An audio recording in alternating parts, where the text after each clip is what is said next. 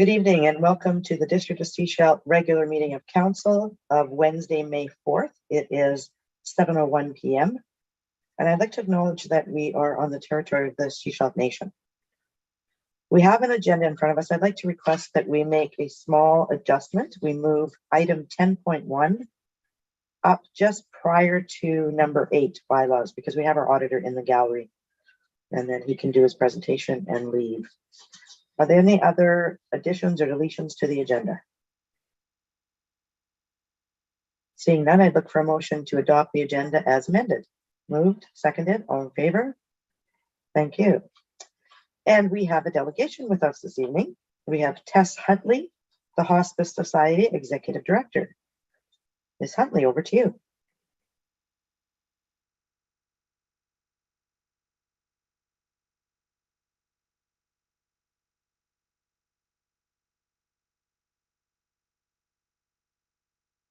Thank you, Your Worship, and thank you, councillors, for hosting us here tonight. And it's lovely to be here in person. My name is Tess Huntley. I'm the Executive Director of the Sunshine Coast Hospice Society. And we're here today to speak about a request for rent relief for Kirkland House. And thank you. That's okay. Most of you are probably familiar with our organization, but I did want to just give a little brief summary of the services that we provide. I thought it might be helpful. So this is our mission, to provide compassionate, respectful end-of-life and bereavement support. And we've been doing that for over 30 years now. Our services are quite expansive and are growing all the time. We are an essential provider of free and accessible services, and these are open to all members of community. And as you can see from this list, it's a fairly broad reach, and we require the infrastructure to continually build on the programs as new needs emerge in the community. Sorry, I'm just going to interrupt you quickly here. You mentioned a list. I don't see any list. Yeah, we can't see your presentation online here. Oh. Oops.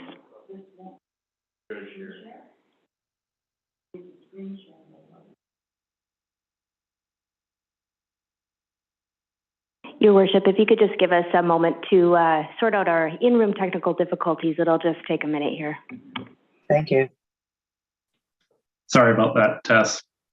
No, thank you for letting me know that you weren't seeing it and you missed our lovely graphics. So I might ask to go back to the first slide so that you can see our new branded imagery, which, thank you.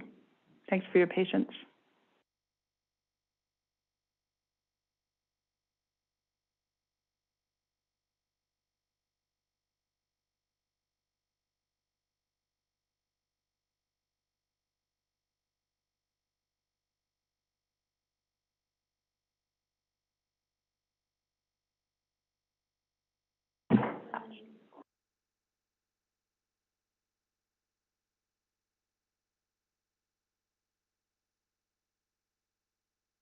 Wow.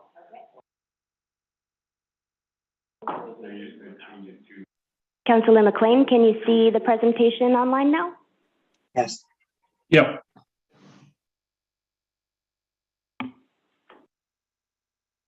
Perfect. Can everyone see that now? Very nice slide. Well, that's fine. I think we can move on. So I was just talking about the range of services that we provide. From the most familiar ones, the hospice suites, I think people are pretty familiar with those, but also a range of supports to people who are palliative and people who are grieving in community, as well as education and advocacy and advanced care planning. This is a brand new initiative that we introduced this year, the Palliative Wellness program. It provides community members who've been diagnosed with a life-limiting illness and their caregivers twice weekly sessions about offering art, music, legacy projects, other things. It's a completely free program and includes lunch and conversation afterwards, creating a community among people sharing a diagnosis of a terminal illness. Another made on the Sunshine Coast tool, the Greensleeve project was created in collaboration with the BC Emergency Health Services, the Shishal Nation, and BC Division of Family Practice. We also provide educational workshops and trained advanced care planning volunteers to assist Coast residents to complete their Greensleeve. As you can see from this slide, the vast majority of our operational budget comes to us through grants and community donations. As a registered charity, we do everything we can to reduce our costs so that we can maximize the services we provide. This is just a little bit of a summary. Oops, just if you go back one, a little fast, sorry. Sorry, I looked at you. That was our secret code. Just want to talk a little bit about what we offer to the district as a tenant. Multiple examples of property improvements, including a fairly big renovation that we did to Kirkland House this year, and a new path that improved the accessibility and safety. And those are the values of those particular projects. But the next slide shows the before and after pictures of the renovation. It was carried out during COVID and consisted of full upgrade of the kitchen, including replacement of appliances, flooring, doors, painting, window coverings, and the installation of a feature wall. There are some other ways that we help to reduce the expenses for the district through our regular maintenance and things that are listed here, but also the long-term reliable tenancy, which includes cost savings such as reducing the risk of vandalism, saves the district the cost of wear and tear and the higher maintenance and regular cleaning that would have been required through short-term rental. We did a bit of a comparison between us and other District of Sechelt tenants, and found that we compare quite differently. We seem to be a bit of an anomaly. There are a number of different arrangements with the district where organizations get use of office space, facilities, utilities, cleaning, garbage collection even. And a lot of these, most of these, are for quite nominal rates, such as $10 a year, and we pay $5,400 a year. So I wanted to give some examples of what that $5,400 would allow us to do if it were available to us. And these are just a few examples of what $5,400 would buy for programs for our community members. Everything from months of day program activities to 500 Greensleeve kits as we roll out the Greensleeve initiative for all members of the Sunshine Coast. And again, a service that we're providing free of charge to community members. So as I thank you for considering our request, I also want to say we do believe that we bring value as a community organization to this community, and we want to just provide more. And as a conscientious, not-for-profit social service provider organization, we are trying to maximize our impact. And this is one way that the district can help contribute to that in this request that we're asking today. So thank you, and I wonder if anybody had any questions. Council, any questions? Councillor Rowe? Who pays the utilities for the building? The district pays the utilities. Okay. And to Director Douglas, then, any idea what the value of the utilities are offhand? Off the top of my head, I don't know, but the rent basically covers the costs of all utilities, water, sewer, hydro. There's really no meat in that in the lease payment to the district.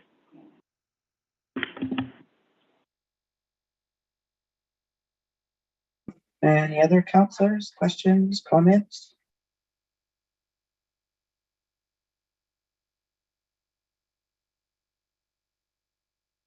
All right. I'd like to make a recommendation that this get referred to staff so they can come back with some additional information. And that's seconded. Are there any other questions or comments? All those in favor? Thank you. Thank you, Tess. Appreciate you being here. Thank you, Your Worship. Thank you, councillors. All right, before we move on to the next item, I'd like a motion to receive all the staff reports. Moved, seconded, all in favor? Thank you. Now we're moving on to adoption of the minutes. This is item 5.1, pages 4 through 15. Are there any errors or omissions in these minutes? Seeing none, I'd look for a motion to adopt. Moved, seconded, all in favor? Thank you. Any business arising from the minutes?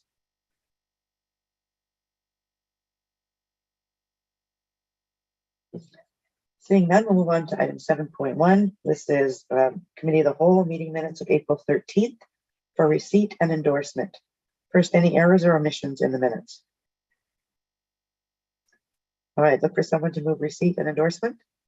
Thank you, Councillor Kuster. Councillor Toth, all those in favor?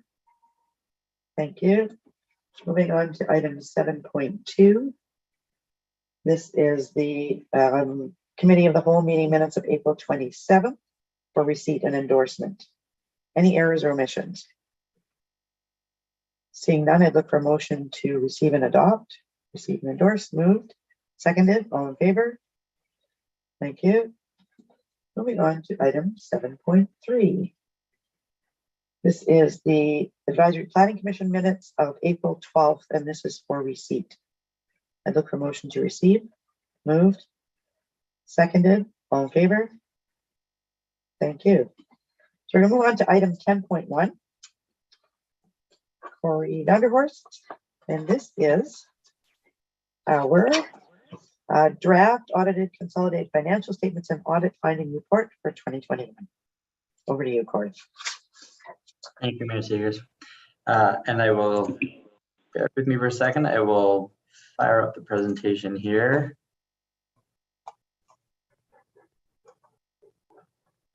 Hopefully everybody can see. Yes, we can. First slide. Ms. Smith, did you want to do an intro to this first, or do you want to just have Corey start? That's okay, you can go ahead. Thank you. Okay, thank you, Beth. Thank you to the Mayor and Council for having me here tonight to present. I do just want to really quickly at the start, if my audio is cutting out, please wave at me. I have had some issues in the last week or so. I think I've solved it, but if I'm cutting out, please let me know. Again, thank you for having me here. Thank you to staff for working with us on the audit this year in the finance department and throughout the district. It's a lot of work to get ready for and go through an audit, and we really appreciate the help that the staff provides. I'm going to take you through a few things here tonight, look at some financial statement highlights, talk a little bit about the audit process, and then we'll wrap up with a little bit of financial analysis at the end. A reminder that when we're looking at your financial statement highlights here in the presentation, we are looking at it on a consolidated basis. So that includes the general funds, the sewer, capital, and reserve funds, as well the Sunshine Coast Community Forest as a subsidiary entity of the district is recorded at the net investment value, or what we call a modified equity recording. So you see one line there for the investment in the community forest on your financial statements. Starting with the balance sheet or the statement of financial position at the end of 2021, the district had cash and investments of $22.6 million, a small increase from the prior year. Adding in receivables and other assets that can be turned into cash, you get total financial assets of $30.4 million. Debt held by the district being paid down on schedule has gone down from $4.2 to $3.2 million. And when you add in payables and other liabilities, you have a number of just shy of 16.5 million for 2021.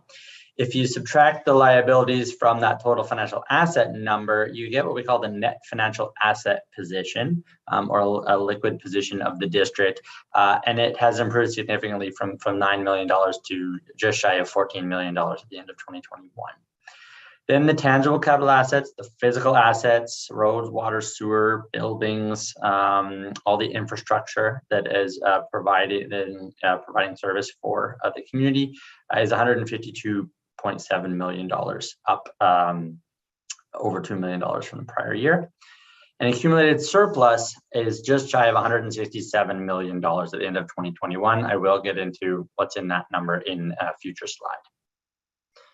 Moving then to the income statement or the statement of operations, you can see total revenues at the district for the year of $25.8 million, down a little bit from 2020. 2020, remembering, of course, we had the COVID restart grant that was a one-time payment received in 2020 from the province for some assistance with various effects of the pandemic. That didn't occur again in 2021. But the district did make up some of those revenues with recognition of DCCs for various projects that were going on throughout the year. On the expenses side of things, very consistent from 18.1 million to 18.2 million, a very small increase in expenses. So on an accounting basis, an annual surplus of $7.6 million, just a little bit below the prior year's surplus of 7.9. Unwinding all those accounting adjustments and things that accountants like to do to the financial statements, if we look at the cash flows, it shows us what happened in the main bank accounts. So the cash flows provided by operations were $6,084,000. The tangible capital asset work, the capital projects done throughout 2021 were $6,033,000. There's cash in from some investments of $1 million. Debt paid down on schedule, $726,000. So at the end of the year, a net cash inflow of $331,417.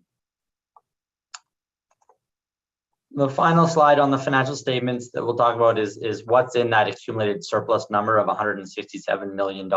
Sounds like a really big number. It is a really big number. Most of it is the infrastructure and the physical assets that are being managed by the district. You can see $149.5 million of equity intangible capital assets. Then the district has statutory reserves set aside for future projects of $5,480,000, and in addition, non-statutory reserves of $11.9 million at the end of 2021. Shifting gears then out of the financial statements and into our audit and the audit process, we are happy to provide another clean audit opinion. We call it an unmodified or an unqualified opinion. Ready to sign the report today after council approval of the financial statements here tonight, and we have actually wrapped up all the other minor outstanding matters and things. So the last step is council approval, and then I will be handing over the final audit report to staff. When we do our audit, we are looking at the controls in place at the district to make sure that you're getting accurate reporting.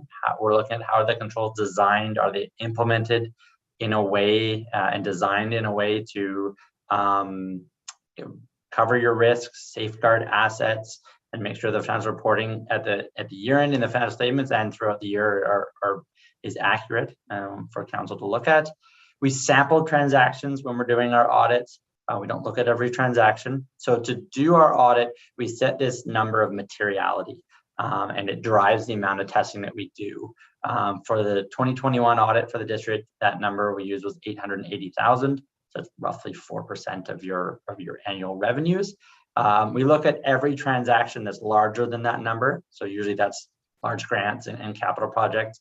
And then underneath that number, we sample transactions. For our engagement status, we didn't find any unusual transactions, any irregularities or questionable payments. A reminder that we are not specifically forensic investigators. We're not looking for fraud when we do a financial statement audit, but if something came to our attention in the course of the audit, I would be required to report it to council. I would usually ask for an in-camera meeting at that point. So nothing to report back to council, which is that's a good news item. Again, a thank you to management and staff for their cooperation and assistance with the audit process this year. I do confirm our independence. MMP didn't do any other projects or any other work with the district that would impair our ability to give you an independent audit opinion. And that covers from January 1st, 2021, the start of the fiscal year, all the way through to today, May the 4th, and the council approval here tonight. I'll finish up with 2 slides on financial analysis. So we like to step out of that 1-year look at 2021 and in isolation, what happened in those numbers, and look at the last 5 years to see trends. How are things moving at the district, as an indicator of things you might need to think of in the future. If there is something trending in the wrong direction, you, as a council, you want to be aware of it and talking to staff about the finances. So the first ratio we look at is what we call a sustainability ratio. And here we're looking at the financial assets to liabilities. So again, it's that liquidity question with the district. And we're looking for this magic number of 1. If the ratio is greater than 1, that means you have financial resources available to pay for future projects. If you dip below 1, it means you are taxing or user fees or debt, some sort of funding to pay for the past, things that have already happened. So this is a good ratio for the district. It has been trending in a positive direction. In 2017, it was below 1. It was 0.92. It's now up to 1.85. So for every dollar of liability, you have $1.85 of financial assets to cover those liabilities and future projects. The second one we look at is, we call it a flexibility ratio. Here we're looking at infrastructure and your capital assets, and we're comparing the depreciated value of the assets to get a rough idea of aging and how old are the assets and how much potential future cost is going to be coming to the district for repair and replacement and maintenance of those assets. So when we look at the depreciated value of the assets and compare it to the original cost, the ratio for 2021 is 67.9%. That's fairly consistent with 2020 at 68.6. This ratio has been trending downward from 71.8 in 2016 to 67.9. So it's not going down fast, but there is a slow trend there in a downward direction. So thank you for taking the time to listen to my presentation. I will stop the sharing and I would be happy to answer any questions from council. Before you stop the sharing, I wanted to look at that one slide. We have the net cash inflow. There's quite a bit of difference between the 2 numbers from last year and this year. I just wanted to explain that. Yes, and I can thank you, Your Worship. I can go back to the slide here. Here. Yes. Yeah. So a couple of things happening here. If you look, very consistent capital project spending. Here, some large grants and things coming in, whereas here, these capital projects were being funded out of existing cash and reserves. So some of the grant funding that came in here didn't come in here in 2021. In addition, if you look in 2020, $5 million was drawn out of investments to pay for projects and work, as opposed to here only $1 million drawn out of investments. So really a combination of the large grants and funds received in 2020 and less of the investments used. Now that's my interpretation as the auditor at the high level. I think it's always a good idea to let staff, if staff has something they want to elaborate to that, they may want to jump in there. Staff, did you want to comment on this?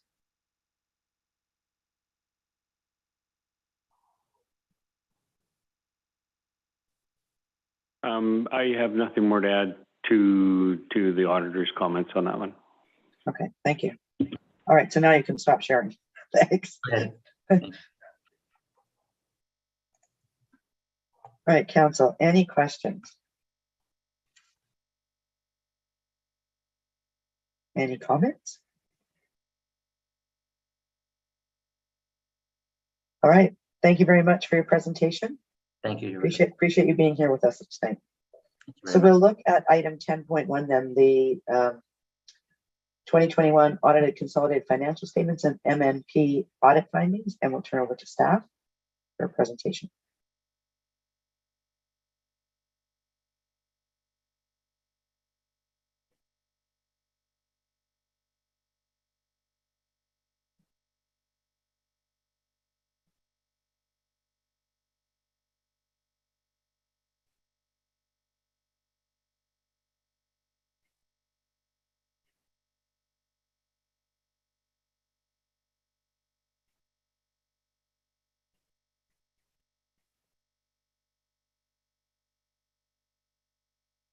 Good evening, everyone.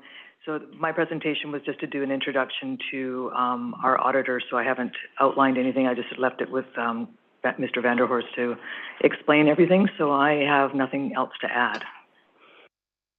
Okay, so there is a recommendation on page 170. We've received the report.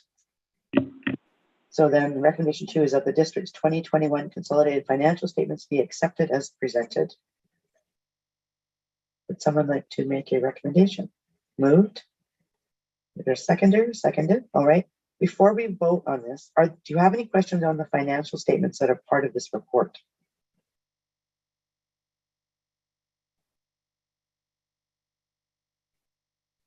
Okay, I don't see any questions. So recommendation on the floor. All those in favor? Thank you. Thank you, Ms. Smith. Thank you, Mr. Vanderhorst. So we are going to move back. Thank you. Move back to item 8.1. 8.1 is the zoning bylaw number 580, 2022, and it is before us for first reading. Mr. Allen, over to you. Yes, thank you, Your Worship. Last week at Committee of the Whole on April 27th, we were pleased to present the draft of zoning bylaw 580 to Council for consideration. And since that time, we have just put together a brief cover report with the bylaw attached again for formal consideration of first reading. Since that time, there's been the minorest of changes to some formatting, fixing, as well as a table of accessory building floor space that was added to the general use section. It just was not included in the original draft, but should have been. So just the minor amendments in that regard. Staff are preparing referrals, planning for engagement, receiving emails and phone calls, and carrying forward here, and would be pleased to recommend to Council that Bylaw 580 receive first reading this evening. Thank you. Councillor Toth. Thank you. Unfortunately, I wasn't here at Committee of the Whole when it was presented, but I have had a chance to sort of read through it, and I'm excited to see how clean and easy it is to read. So well done to the planning staff for their work on that. Just one question that I had received already from the public was that as this goes out to public and stakeholder engagement, public meeting, things like that, is it the intention of the planning department or communication staff to put out sort of a 2 or 3 page summary document of what the changes are ahead of the presentations? Thank you. Yeah, thank you. That's a great point. We'll be working on some summaries of the old R1 zone versus the new R1 zone. We have the map that's available online now where you can type in your address, see your current zoning, your proposed zoning, and then certainly at the 2 virtual meetings as well as the 2 in-person meetings on May 26th, particularly there we'll have a station where people can come and learn about that. Summary packages of changes is a great idea, and there's a number of plans afoot to communicate this accordingly. Follow up, Councillor Toth? No? Any other questions or comments? I too am excited to see this move forward. I think we're going to get a lot of community input. I hope we're going to get a lot of community input. This has been a long time coming, and people are excited to see what we're looking at moving forward. So no other questions or comments. There are some recommendations on page 35. Councillor Kuster. I'll move recommendation number 2, that Council give first reading to zoning bylaw 580, 2022, and that public and stakeholder engagement continue. And that's been seconded. All those in favor? Thank you. Moving on to item 8.1B, the actual bylaw. This is before us for first reading. District of Sechelt bylaw number 580, 2022, a bylaw to establish zoning bylaw 580, 2022 for the District of Sechelt. And look for someone to move first reading. Moved, seconded, all in favor? Thank you. Thank you, Mr. Allen. Just a quick comment, if I may, before we move on. Yes. When Councillor Kuster read the recommendations, it was so weird to not hear amendment in there. like to hear zoning bylaw, not amendment bylaws. Right. So it's a new era in the District of Sechelt. Thank you. All right, moving on to item 8.2A. This is the Director of Financial Services, the 2022-2026 Consolidated Financial Plan Bylaw number 601, 2022. And Mr. Douglas. Thank you, Your Worship. Thank you. Tonight we're presenting 3 bylaws that all deal with the 2022 to 2026 5-year financial plan, really mostly focused on 2022. And so we're here tonight on this with this report to get 3 readings on the 2022 to 2026 consolidated financial plan. In the fall, we spent a fair amount of time with Committee of the Whole. We had 2 days of meetings, and we had another afternoon meetings on the budget, and we're able to move far enough that we actually got some pre-approvals on some capital projects and moving forward on a few staff hires and some other operational projects like our website and our fob system here at the Hall and other things. So things got off to a really good start because I think we were much further ahead this year than we had been in many years. And, that's appreciated by staff greatly, and I'm sure Council was happy to get through most of that in December as well. So in front of you, we've taken all the numbers that we talked about back in December. We've added any carryover operational items or capital items, included it into our numbers here, and are prepared to move forward with this 5-year financial plan. Council, any questions?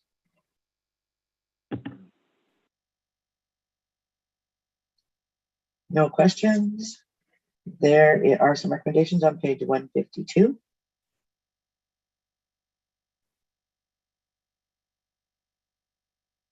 Councillor Todd? I will move recommendation 2 that the District of Sechelt 2022 to 2026 Consolidated Financial Plan Bylaw number 601, 2022 be read a first, second, and third time. There's seconder for the recommendation. Seconded. All those in favor? Thank you. So moving on to item 8.2B. This is the 2022-2026 Financial Plan Bylaw number 601, 2022 for 3 readings. So District of Sechelt 2022 to 2026 Consolidated Financial Plan Bylaw number 601, 2022, a bylaw to adopt the financial plan for the years 2022 to 2026. I look for someone to move first reading. Moved, seconded, all in favor? Thank you. District of Sechelt 2022 to 2026 Consolidated Financial Plan Bylaw number 601, 2022, a bylaw to adopt the financial plan for the years 2022 to 2026. And someone to move second reading. Moved, seconded, all in favor? Thank you. And then District of Sechelt 2022 to 2026 Consolidated Financial Plan Bylaw number 601, 2022, a bylaw to adopt the financial plan for the years 2022 to 2026. And someone to move third reading. Moved, seconded, all in favor? Thank you. Mr. Douglas, over to the next one. Thank you, Your Worship. The next report and the bylaw attached is for the tax rate bylaw for 2022. This bylaw, the rates in this bylaw reflect what we talked about through the budget process, bringing in an overall 8.08% tax increase to the district. And a reminder that 3% of that is for capital purposes, a further 3% is for capital purposes, and 5.08% for operations. We did receive our new assessment roll in April, and we were able to refine what our tax rates had to be, and we're just in time to be able to get this through for two meetings for approval. Thank you. Council, recommendation on page, sorry, let's go to 8.3. On page 160. Councilor Rowe? I'll move recommendation 2 that the District of Sechelt 2022 tax rate bylaw number 605,2022 be read a first, second, and third time. Is there a seconder for the recommendation? Seconded. All those in favor? Thank you. So moving on to 8.3B on page 162. This is District of Sechelt 2022 tax rate bylaw number 605/2022, a bylaw for establishing tax rates for municipal, hospital, Sunshine Coast Regional District, and Sunshine Coast Regional Recreation purposes for the year 2022. I look for someone to move first reading. Moved, seconded, all in favor? Thank you. And District of Sechelt 2022 tax rates bylaw number 605/2022, a bylaw for establishing tax rates for municipal, hospital, Sunshine Coast Regional District, and Sunshine Coast Regional Recreation purposes for the year 2022. And I look for someone to move second reading. Moved, seconded, all in favor? Thank you. And finally, District of Sechelt 2022 tax rates bylaw number 605/2022, a bylaw for establishing tax rates for municipal, hospital, Sunshine Coast Regional District, and Sunshine Coast Regional Recreation purposes for the year 2022. And someone move third reading. Moved, seconded, all in favor. Thank you. And Mr. Douglas, over to you for item 8.4. Thank you, Your Worship. The final bylaws for the Finance Department tonight. A short report looking for first three readings of bylaw 42617 to 2022 to increase the sewer rates to what we talked through the budget. So that would be a 6.2% increase to the user fees only. We've kept the parcel tax at the same rate that it has been in the past years. And so with that, yes, we would like to have three readings on this bylaw. Would someone like to move recommendation on page 165?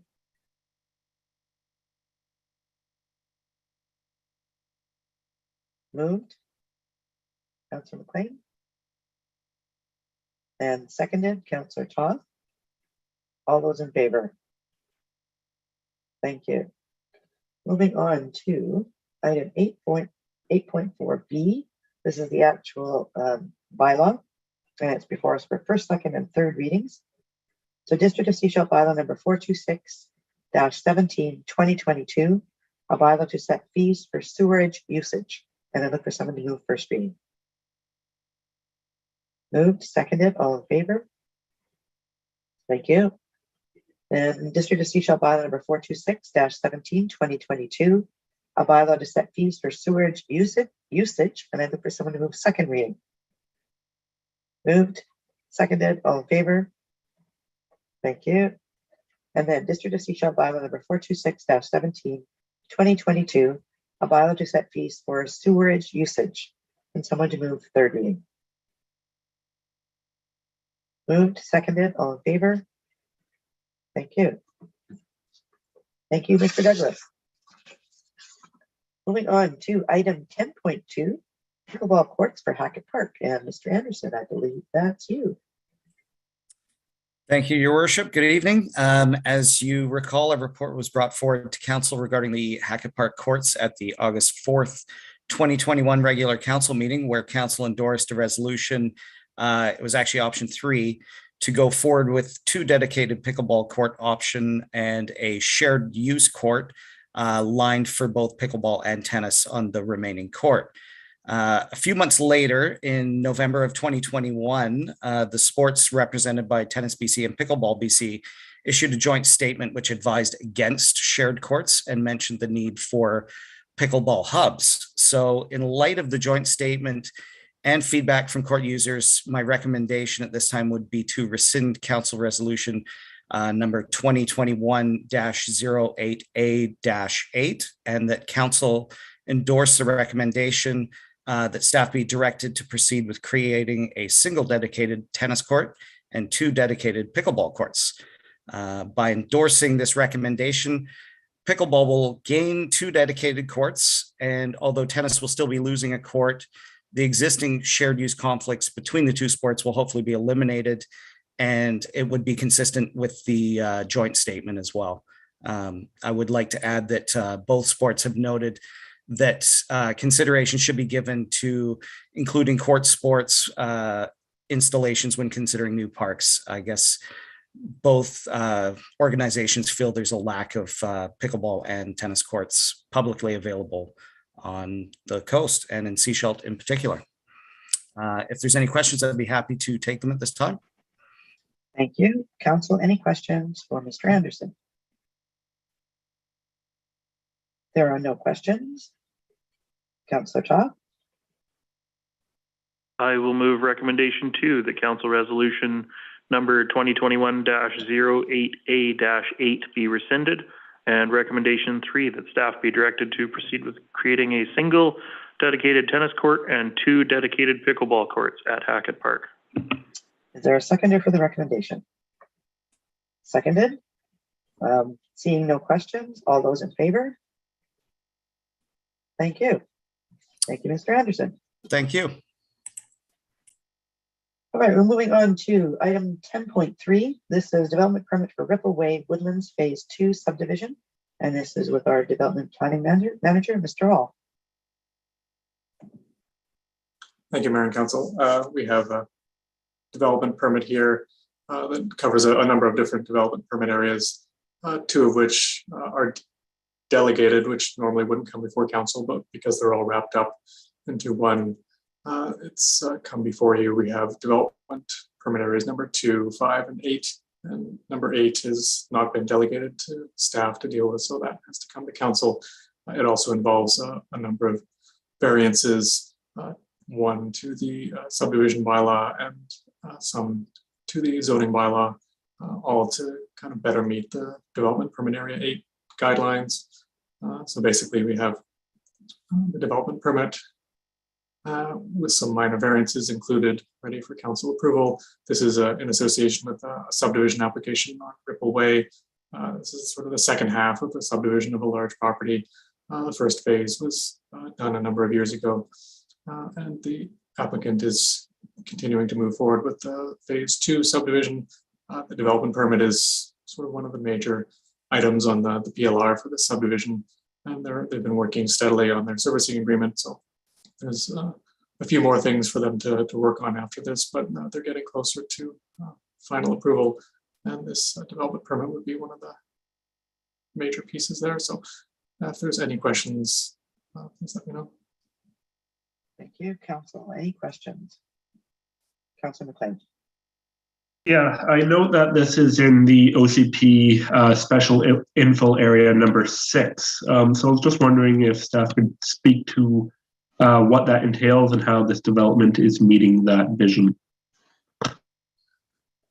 They're subdividing under the existing zoning, so there's no rezoning at the moment. So this is the special infill area as it pertains to the zoning isn't really being invoked at this time. I mean, there's a link in part to the development permit areas, but if they had been applying to rezone this property, we'd be paying more attention to the special infill area policies that would be seeking a higher standard of design for whatever their rezoning is proposing. But in the case of a zoning compliant subdivision, the OCP special infill area doesn't get triggered in the same way as it would under a rezoning. So we're just dealing primarily with the development permit area guidelines and subdivision regulations.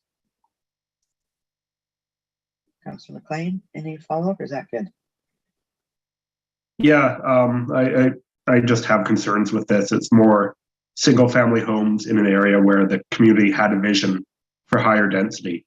And that's not something that I'm very keen on supporting at this time. Councillor Todd? Just a couple comments and then a question. I 100% agree with Councillor McLean. I've been saying it for years that we need to try and stop stamping down just single-family dwellings. They're not really that affordable with land prices what they are right now. So unfortunately, that's not really the decision that's in front of us today. It's whether they're going to be smaller lot single-family dwellings or larger lot single-family dwellings. The question that I had was that page 227 shows a reduction of the travel lane width, which is supported by engineering.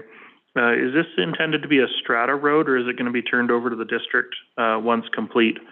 And how does that compare with the other sort of travel widths in the area? All the roads would be public roads. There are no strata roads in this proposal. In terms of the travel lane width, I mean, this is something we've considered for other applications in other areas too.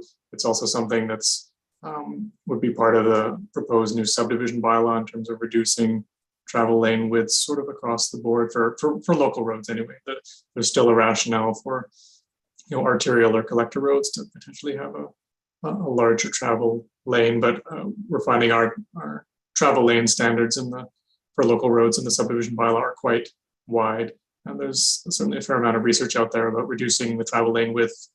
Helps, you know, slow down traffic, you know, make the street safer. So the intent of this is to be an option for the developer that would improve the overall subdivision design and a direction that we'd be going in anyway as part of, you know, updating subdivision regulations. Thank you. Thank you. Any other questions or comments? All right, there are some recommendations on page 224. What would you like to do?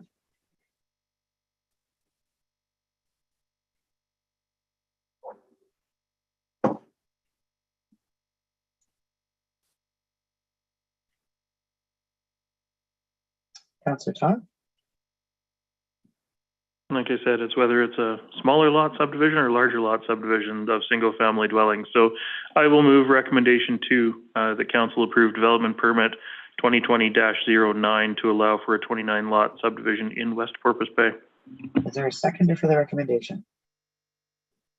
Seconded? All those in favor? Any opposed?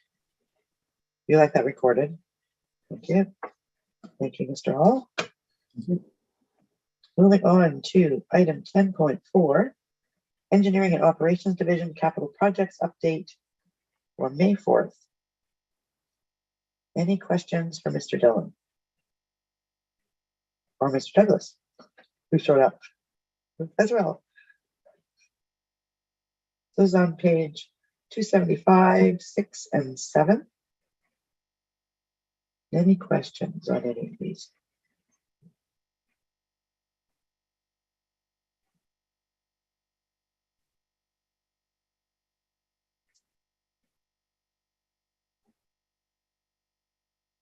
No questions? Thank you very much. We really appreciate the updates, and I know the community does as well. Thank you. Item 10.5. This is the Strengthening Community Services Grant. Mr. Douglas. Thank you, Your Worship. There was an opportunity out recently for the district to apply for a Strengthening Community Services Grant, and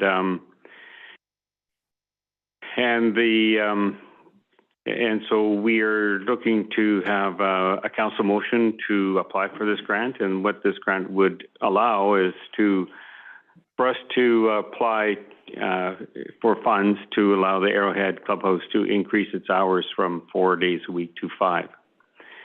Currently, they're open Monday to Thursday and would like to open to a greater extent. This grant had a deadline, which was preceded this meeting. So the grant deadline was April 22nd, 2022. And we did apply. Like I said, the grant application requires a council motion. So if we don't if council doesn't approve this, then we would just withdraw our application. And this was, I think this was one of the projects that was in our CIP grants, was it not? Yeah. And at that time, we were asked to look for grants that might apply, and this one applied. And so, yeah, we're just looking for a council motion. Council, any questions or comments?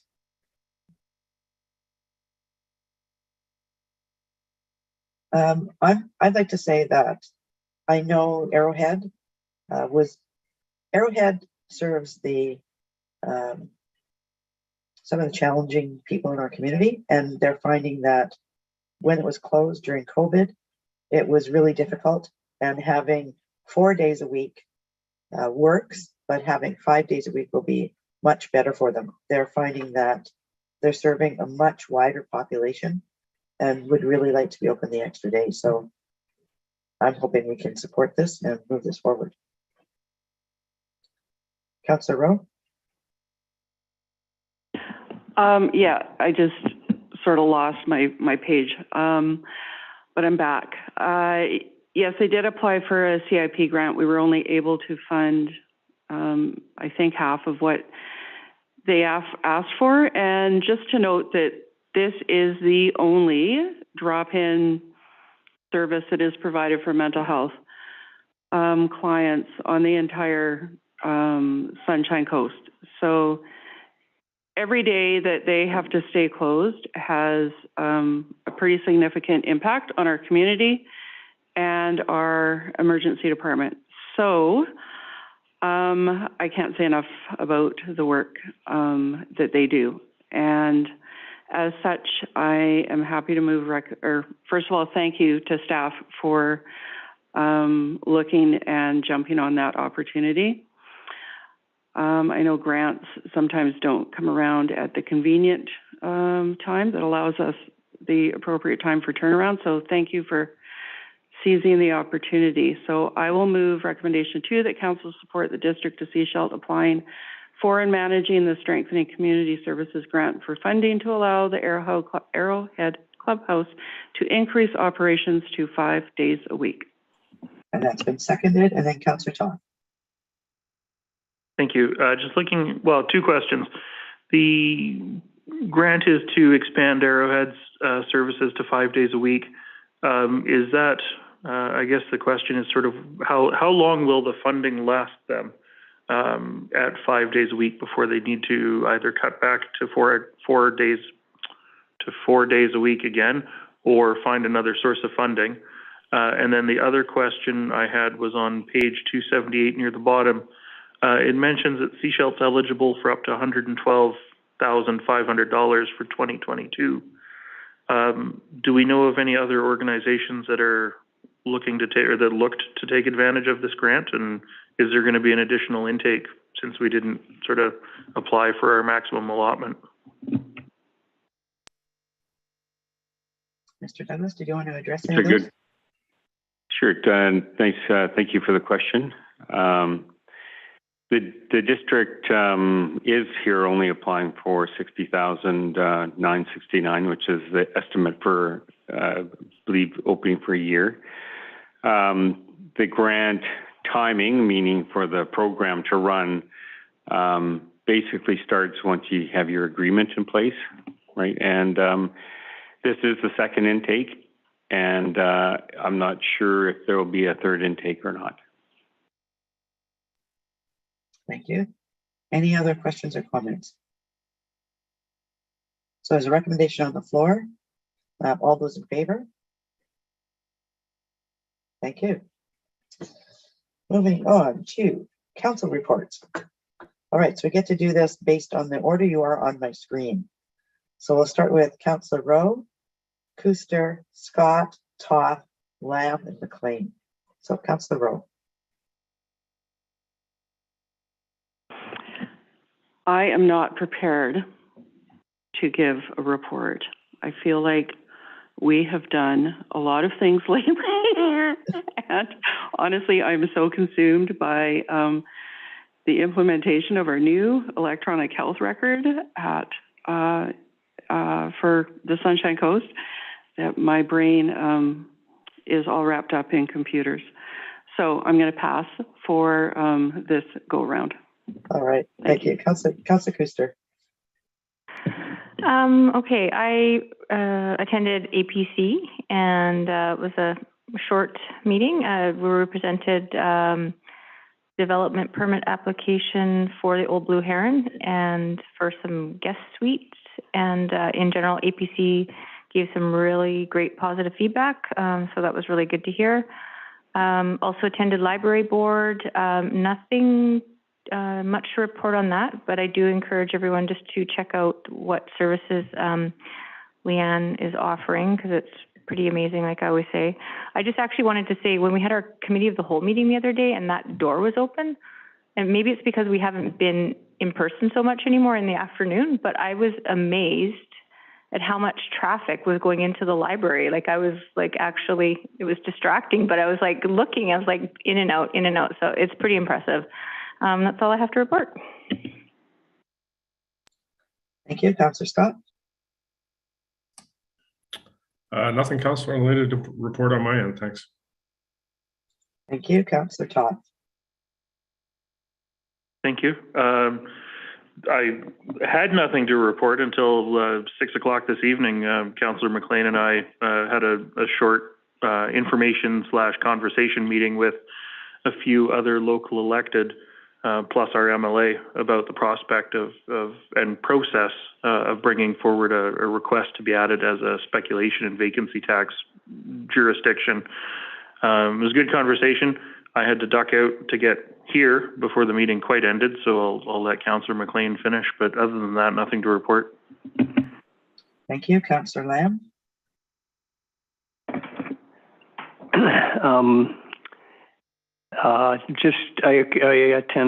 I was Councillor Rowe's second at the community forest meeting, and so anyways, it was a very good meeting, and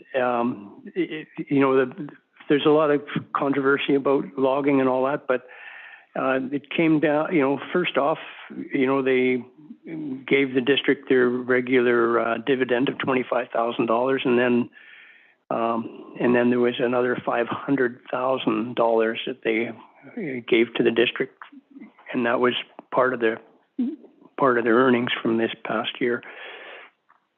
But the things that sort of came out of that meeting was that they are changing their process, and so they are going to an eco-based logging and being aware of wildlife corridors and plants and whatever.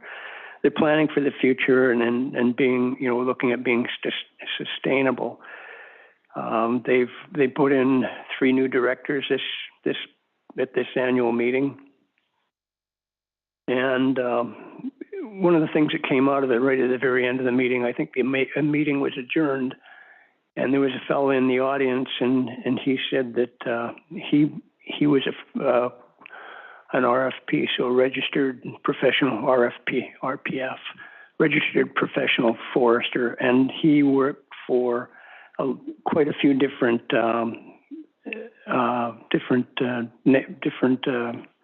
indigenous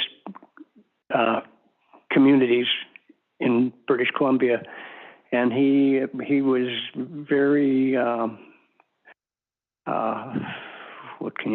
he's very complimentary of the community forest here, and he said there wasn't there wasn't too many community forests or any logging groups that have gone as far as the community forest has. So it was very reassuring to be part of that meeting. And then just one other thing, there's a young lady from our community, Gracie Hemstreet, that, I haven't really seen too much acknowledgement, for what she's doing. And she's a young lady that's a local mountain bike rider, and she's been touring Europe, and she's doing extremely well. She's won a few gold, silver. She's up there. This is world class mountain biking. It's not riding around the neighborhood. So, and when we have, I've been very fortunate in my lifetime to have a few people that I know that have been very, maybe they didn't get successful, but they had the opportunity to play on, Canadian teams from our community, and it's just really, it's pretty interesting. It'd be very nice to have, to see them recognized. That's all. Thank you. Thank you. Thank you, Councillor Lamb, for doing that. Councillor McLean. Yeah, so like Councillor Toth mentioned, we just got out of a conversation about a speculation tax on the Sunshine Coast.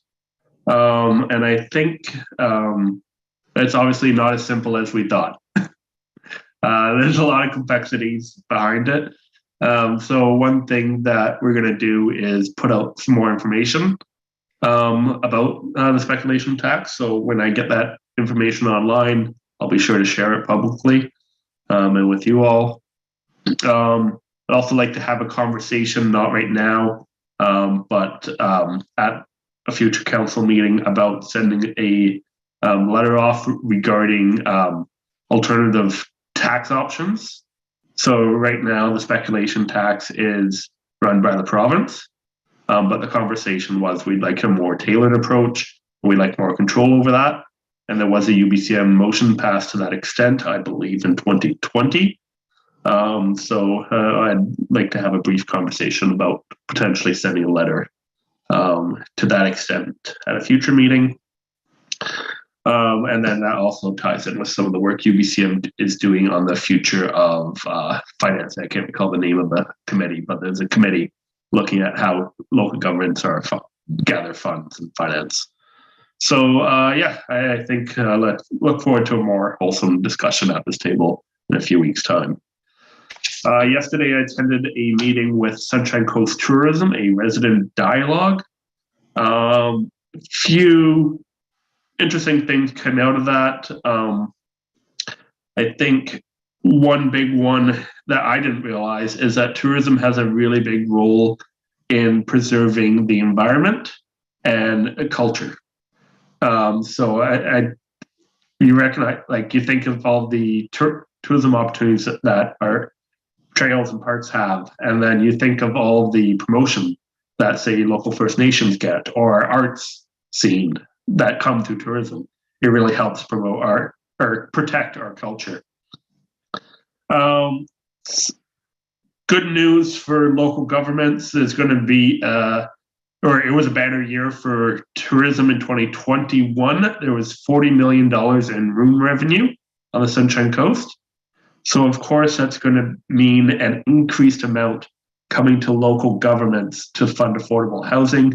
So that's going to be in the range of about $90,000 coming towards collected from short-term rentals that we're going to put towards the housing coordinator program that was set up through the SRD. Lots of good conversation about what Sunshine Coast Tourism can do to ensure positive impact of tourism in our community. But one of the really big things that they're doing that I just want to stress is they're really pushing all of their work to the shoulder season. So I think we kind of knew that they do advertising. They don't do it in the summer. They really do it in that winter, in the fall, and the spring. They also bring over media personalities to write articles about, like, this is my experience on the Sunshine Coast. They don't do that in the summer. If one of those people wants to come in the summer, they say, no, come back in the fall or spring. And that way we're really trying to push that and make it more sustainable throughout the entire year. So great work that they're doing. There's more sessions throughout this week. I think the next one is Thursday. It's for Powell River, but anyone is welcome to join. And that's all I got. Thank you. I'm going to mention a few things. I've been having a few meetings with a local resident around Plan H funding initiatives. A few years back, I think it was in 2020, District of Sechelt, Town of Gibson's SCRD applied to Plan H for community connectedness funds. We were not successful. That is opened up again. And so we're looking to potentially put an application in there. It's a small grant, it's $5,000. More information will be coming within the next couple of weeks. And this would be looking at how do we deal with community resilience. So we would be looking at things like fire smarting, like emergency preparedness, but basically getting communities together and getting them to know their neighbors so that they can support each other, and just build up the resiliency of the community. There was a Sunshine Coast leaders meeting last week, Friday, I believe it was. And I really recognized that we have no meeting space upstairs. The library was using the community meeting room for a book fair. So they were getting set up for that. So we have the one conference room upstairs. I had it booked and planning needed it. So we ended up doing the Sunshine Coast leaders meeting in my office. Those of you who know the size of my office, there were 6 of us in there, and then we had one on Zoom. We wouldn't, I mean, if we had, it would have been 7 if that one had been there. It was tight, but we made it happen. But we need meeting space upstairs. I had the opportunity to attend the Rotary Club of the Sunshine Coast Volunteer Fair. There were 28 different organizations there, looking at having people come forward and volunteer with their organization. So an opportunity for people to find out what they did. It was really kind of cool to see all these people who've been stuck in their homes and everything else be out and even sharing with each other. So it was a good time, 28 of them. Kaplan University, the Board of Governors had a meeting up here. So they do this once a year. They come out to our campus. There was a lunch with all of the leaders on the Sunshine Coast, from hospital, from, you name it, all kinds of different organizations. And then they actually had their meeting. I stuck around for their meeting because at the end of the meeting, I wanted to ask them if they were, if they had in their plans building student housing here on the Sunshine Coast. And they said, yes, they do. It's not in the near term, but it is on their radar. And they will look at doing that. They've been doing a lot of student housing building on the North Shore. And it's something that could happen over here. I had a meeting with the director of the Seashell Hospital. We meet once a month. And what she indicated is that through some of the funding that's come through mental health and substance use, they have funding for 18 staff. So they're not looking to fill them right now, but they will be looking to fill them in the next while. And then I'll mention one more, Sunshine Coast Hospice, Living with Dying. It was the premiere of their movie they put together, Living with Dying. It was all local people on the Sunshine Coast. It was so well done. It was, they took videos, people who are patients who've been diagnosed with a terminal illness and what that's like for them. And then the next segment was caregivers. So what's the impact on caregivers? And some of the caregivers are dealing with people who are still living, but with this terminal illness. And some who have died already. So it was a real look at that. The next one was around community. So how the community supports. And I mean, I knew some of the people in the video, but at the end, the comments from everybody was that it was just so well done. It will be posted on their website soon, not just yet, but if you have an opportunity, go and watch that. I mean, I've been with probably over a dozen people that I personally know, immediate family, friends, whatever. And it just captured all the information in such a very respectful way. So check that out if you have an opportunity. That's my report. Councillor Toth, anything on the STRD? Just quickly before that, Donelda, can you check your mic connection? I think you might have hit it or something. Okay, is that better? Yeah, thank you. Okay, thank you. Councillor Toth? To sort of borrow from Councillor Rowe, I've been all consumed lately myself. I've only been home 2 days in the last 2 weeks, so I didn't get a chance to produce a written SCRD report. However, the most substantial thing to report out that I can think of at this time is the change in the committee structure that's coming starting on the 6th, well, next week's meetings. So instead of having separate infrastructure, corporate services, et cetera, it's going to be 2 committee of the whole meetings plus an electoral services committee each month. Also creating a new committee to look at updating some of the antiquated board policies. Started out being, just a couple people, and I think we've got more than 50% of the board on the committee now. But yeah, it's going to meet on sort of an as-needed kind of basis. That's really all I had to report this week. I don't know if Mayor, Chair, Director Seegers wants to add anything to that. I think that's good. Anybody have any questions on anything you've heard or read about the regional district? Perfect. Let's move on to council correspondence. We have 2 items. The first one, so I'll look for a motion to receive the correspondence, first of all. Moved and seconded, all in favor? Thank you.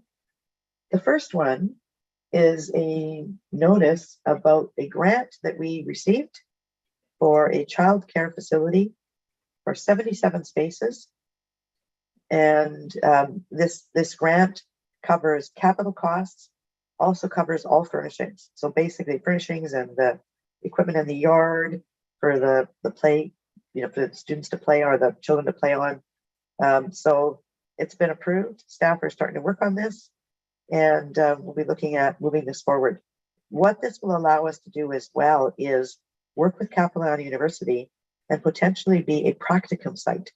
So when they do their daycare, their ECE training, they actually have to have the students go out to a site and have practice, right? And get rated and everything else. And this will allow us to work with them and be one of the sites. So it's exciting news.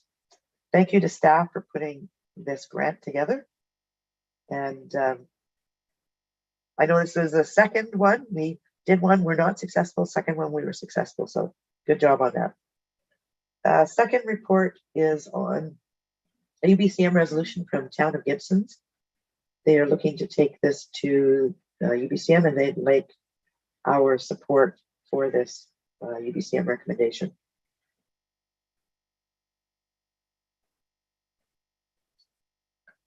What would you like to do? We want to, Councillor McLean? I'm happy to support it at UBCM, but I don't think we need to do anything else. I thought that they were, no, you're right. That's all they need. Okay. So they're just looking for us to support that. So it's for information at this point. One of the things that they noticed in, or I don't know if they put it in here, but in talking with Hospice, in other provinces, Hospice is actually funded by the health authority. So it's funded by the province and through that to the health authority, whereas in BC it is not. So they're looking at having the Minister of Health look at this and see if we can get funding. All right, no other items. Staff, any emergency items? No emergency items, Your Worship. Thank you very much. I look for a motion to adjourn. Moved, seconded, all in favor?